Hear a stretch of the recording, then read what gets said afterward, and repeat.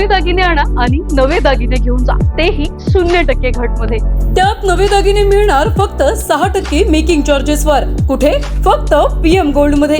विश्वास, शुद्धता आणि आकर्षक डिझाईन्स सर्व काही एकाच ठिकाणी। PM गोल्ड मध्ये सोनं, चांदी आणि रिअल डायमंड ही मिळणार, तेही हॉलमार्क मध्ये।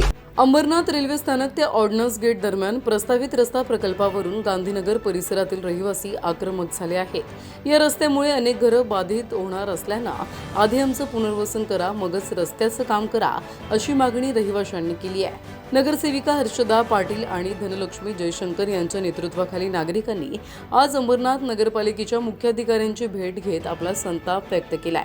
अंबरनाथच्या पश्चिम भागातील वाहतूक कोंडी सोडविण्यासाठी रेल्वे स्थानकापासून थेट ऑर्डनन्स गेट आणि पुढे मटका चौकापर्यंत नवीन रस्ता तयार करण्याचा प्रस्ताव काही वर्षांपूर्वी मंजूर करण्यात आला होता।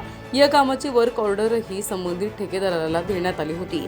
मात्र ज्या जागेतून हा रस्ता जाणार आहे ती जागा संरक्षण विभागाच्या अखत्यारीत असून ती अंबरनाथ नगरपालिकेकडून सुमारे 27 कोटी रुपयांना खरेदी करण्याची प्रक्रिया सुरू आहे। या परिसरात अनेक कुटुंबियांची घरं असून रस्त्यासाठी ती बाधित होणार आहेत। नागरिकांच्या म्हणण्यानुसार भूसंपादन, सर्वेक्षण, पुनर्वसन आणि निष्कासनाची प्रक्रिया पूर्ण होण्याआधीच ठेकेदारानं संबंधित जागेत मातीचा भराव टाकून कामाला सुरुवात केली आहे। त्यामुळे रहिवाशांमध्ये भीती आणि नाराजी निर्माण झाली आहे। यावेळी नगरसेविका हर्षदा पाटील यांनी एका नगरसेवकाच्या दबावाखाली हे काम सुरू करण्यात आल्याचा आरोप केलाय, तर नगरसेविका धनलक्ष्मी जयशंकर यांनी गरिबांच्या घरांवर बुलडोजर चालवण्याचा प्रयत्न होत असल्याची टीका केली आहे। दरम्यान या प्रकरणाची पडताळणी करून सर्व कायदेशीर प्रक्रिया पूर्ण होईपर्यंत काम पुढे नेऊ नये अशा सूचना दिल्याची माहिती मुख्याधिकारी उमाकांत गायकवाड यांनी दिली आहे। ऑर्डनन्सची जी 27 कोटीची जागा आपण घेणार होतो पालिकेत, ती या जागा अजून घेतलेही नसताना तिथला एक नगरसेवक जाऊन तिथे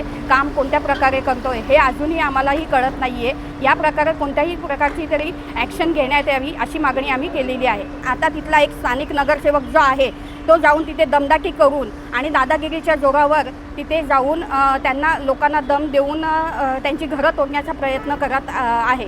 आमची भूमिका ही ठाम असणार आहे का आम्ही लोकांवर अन्याय होऊन देणार नाही आहे, कारण का आम्ही त्यांच्या वोटिंगच्या जीवावर निवडून आलेलो आहे।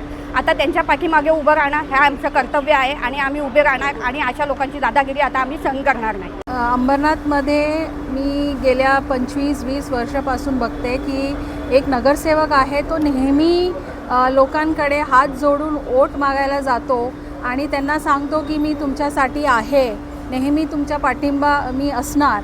पण जेव्हा तो निवडून आल्यानंतर तो नेहमी गरिबांचा घर पाडायलाच आधी पहिल्या नंबर म्हणून तो उभा राहतो। नेहमी तो गरिबांना त्रास देतच आलाय। ते आतापर्यंत कोणी नव्हतं त्यांना विचारायला, आता आम्ही आहे आणि आम्ही नेहमी गरिबांचा सोबत असणार आणि त्यांना पाठिंबा देणार आणि ह्याच्या दादागिरी अजून चालू देणार नाही।